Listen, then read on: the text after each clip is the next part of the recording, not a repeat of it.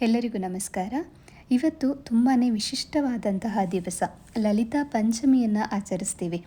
ಈ ನವರಾತ್ರಿಯಲ್ಲಿ ನವದುರ್ಗೆಯರನ್ನು ಲಕ್ಷ್ಮೀ, ಸರಸ್ವತಿ, ಪಾರ್ವತಿಯ ರೂಪದಲ್ಲಿ ನಾವು ಆರಾಧಿಸ್ತೇವೆ. ಅವರವರ ಪದ್ಧತಿಗೆ ಅನುಗುಣವಾಗಿ ಪೂಜೆಗಳನ್ನು ಮಾಡ್ತಾರೆ. ಹಾಗೆ ಇವತ್ತು ನವದುರ್ಗೆಯನ್ನು ಸ್ಕಂದ ಮಾತೆಯಾಗಿ ಆರಾಧಿಸುತ್ತೇವೆ.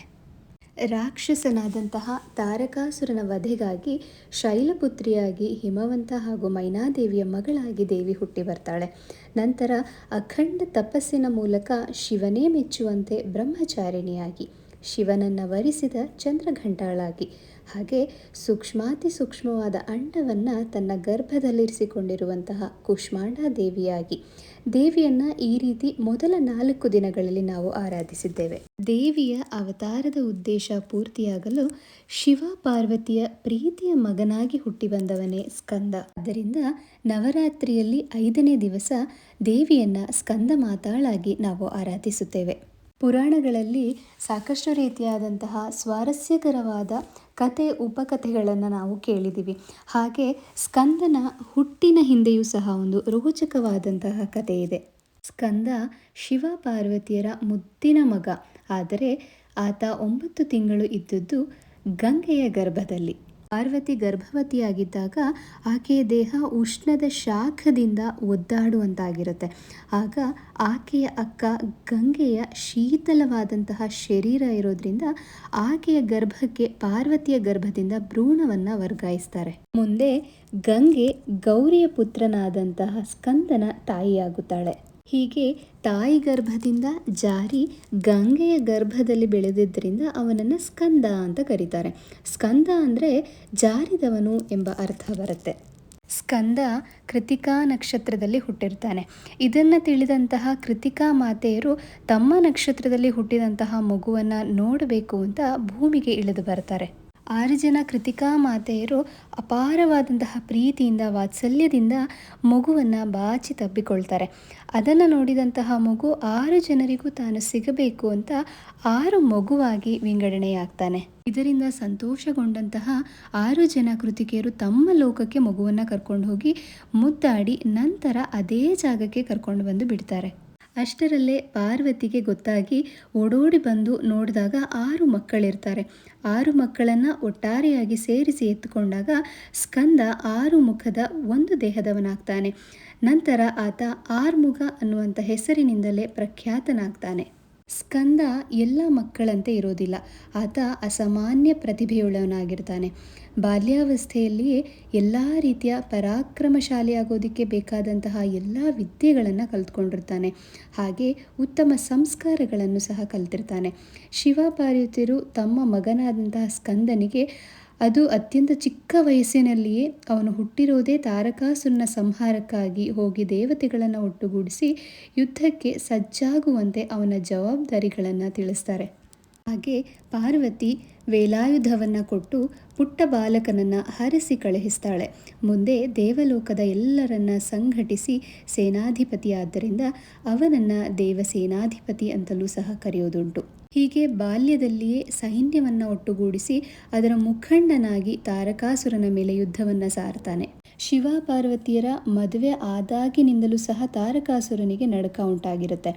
ಅವರ ಮದುವೆನೇ ಆಗೋದಿಲ್ಲ ಅಂತ ಲೆಕ್ಕಾಚಾರದಲ್ಲಿ ಬ್ರಹ್ಮನಿಂದ ವರ ಪಡ್ಕೊಂಡಿರ್ತಾನೆ. ಆದರೆ ಅವರ ಮದುವೆ ಆಗಿ ಅವರ ಮಗ ಬಂದು ನಿಂತಿರೋದನ್ನು ನೋಡಿ ತುಂಬಾ ಭಯಭೀತನಾಗಿರ್ತಾನೆ.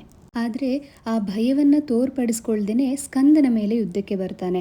ತಾರಕಾಸುರ ಅತ್ಯಂತ ಕ್ರೂರಿ, ಹಾಗೆ ಸಕಲ ಯುದ್ಧ ಕಲೆಗಳನ್ನು ಮೈಗೂಡಿಸ್ಕೊಂಡಿರ್ತಾನೆ. ಯಾರಿಂದಲೂ ಸೋಲಿಸಲಾಗದಂತಹ ಒಬ್ಬ ಪರಾಕ್ರಮಿಯಾಗಿ ತುಂಬ ಅಹಂಕಾರದಿಂದ ಬೀಗ್ತಾ ಇರ್ತಾನೆ. ತನ್ನ ಒಂದು ಬುದ್ಧಿವಂತಿಕೆಯಿಂದ ವಿವಿಧ ರೂಪಗಳಲ್ಲಿ ಕಾಣಿಸ್ಕೊಂಡು ಸ್ಕಂದನಿಂದ ಪಾರಾಗ್ತಾನೇ ಇರ್ತಾನೆ. ಸ್ಕಂದನ ಕಡೆಯಲ್ಲಿದ್ದಂತಹ ಅನೇಕರು ಗಾಯಗೊಳ್ತಾರೆ. ತಾರಕಾಸುರನ ಅಟ್ಟಹಾಸದಿಂದ ಎಲ್ಲರೂ ಭಯಭೀತರಾಗ್ತಾರೆ. ಒಂದು ಸತಿ ಪ್ರಾಣಿಯ ರೂಪ, ಇನ್ನೊಂದು ಸತಿ ದೈತ್ಯಾಕಾರವಾದಂತಹ ರೂಪ, ಹೀಗೆ ವಿವಿಧ ರೂಪಗಳಾಗಿ ಬದಲಾಗ್ತಾ ಇರ್ತಾನೆ. ಇದೆಲ್ಲದನ್ನು ಗಮನಿಸ್ತಾ ಇದ್ದಂತಹ ಸ್ಕಂದ ಅದಕ್ಕೆ ತಕ್ಕಂತಹ ಆಯುಧಗಳನ್ನು ಬಳಸ್ತಾ ಇರ್ತಾನೆ. ಆದರೂ ಸಹ ತಾರಕಾಸುರ ತಪ್ಪಿಸಿಕೊಂಡು ಒಂದು ದೊಡ್ಡ ಬೃಹದಾಕಾರದ ಮರವಾಗಿ ನಿಂತುಕೊಳ್ತಾನೆ. ಇದೇ ಸರಿಯಾದ ಸಮಯ ಅಂತ ಸ್ಕಂದ ತನ್ನ ಆಯುಧದಿಂದ ಮರವನ್ನು ಇಬ್ಬಾಗವಾಗಿ ಸೀಳ್ತಾನೆ.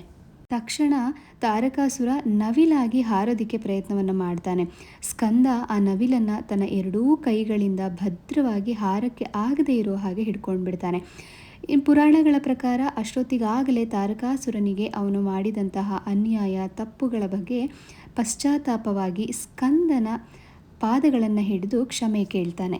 ಹಾಗೆ ನಾನು ಮಾಡಿರುವಂತಹ ತಪ್ಪುಗಳಿಂದ ನನಗೆ ವಿಮೋಚನೆಯನ್ನು ಕೊಡು ಅಂತ ಕೇಳ್ತಾನೆ. ಸ್ಕಂದ ಎಲ್ಲ ಪಾಪಗಳಿಗೆ ಒಂದು ಪ್ರಾಯಶ್ಚಿತ್ತ ಇದ್ದೇ ಇರುತ್ತೆ. ನೀನು ನಿನ್ನೆಲ್ಲ ಪಾಪಗಳನ್ನು ಕಳೀಬೇಕು ಅಂದರೆ ನನ್ನ ಸೇವಕನಾಗಿ ಎಲ್ಲ ಲೋಕಗಳಿಗೂ ಸಹ ಶುಭವನ್ನು ಉಂಟು ಮಾಡು ಅಂತ ಹೇಳ್ತಾನೆ. ಆದ್ದರಿಂದ ಇಡೀ ಯುಗ ಮುಗಿಯೋವರೆಗೂ ತಾರಕಾಸುರ ನವಿಲಿನ ರೂಪದಲ್ಲಿ ಸ್ಕಂದನ ಜೊತೆ ಅವನ ಭಂಟನಾಗಿ ಸೇವಕನಾಗಿ ಓಡಾಡಿಕೊಂಡು ಇರ್ತಾನೆ. ಹೀಗೆ ತಾರಕಾಸುರ ತನ್ನ ಅಸುರತ್ವದ ಸಂಹಾರದಿಂದ ಮಯೂರ ವಾಹನನಾಗಿ ಸ್ಕಂದನ ಸೇವೆಗೆ ನಿಲ್ತಾನೆ.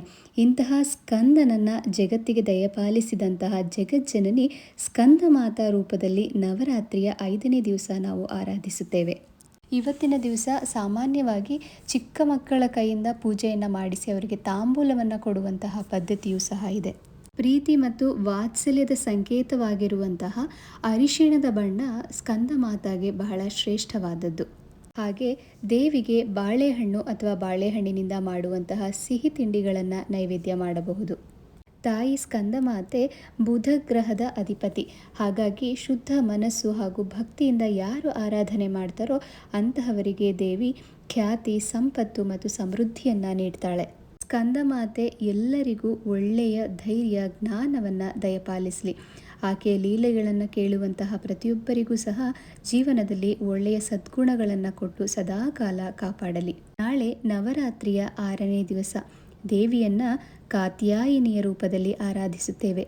ಮತ್ತೆ ಮುಂದಿನ ವಿಡಿಯೋದಲ್ಲಿ ದೇವಿಯ 6ನೇ ಅವತಾರದ ಬಗ್ಗೆ ತಿಳ್ಕೊಳ್ಳೋಣ. ಅಲ್ಲಿವರೆಗೂ ಸಮಸ್ತ ಲೋಕ ಸುಖಿನೋ ಭವಂತು.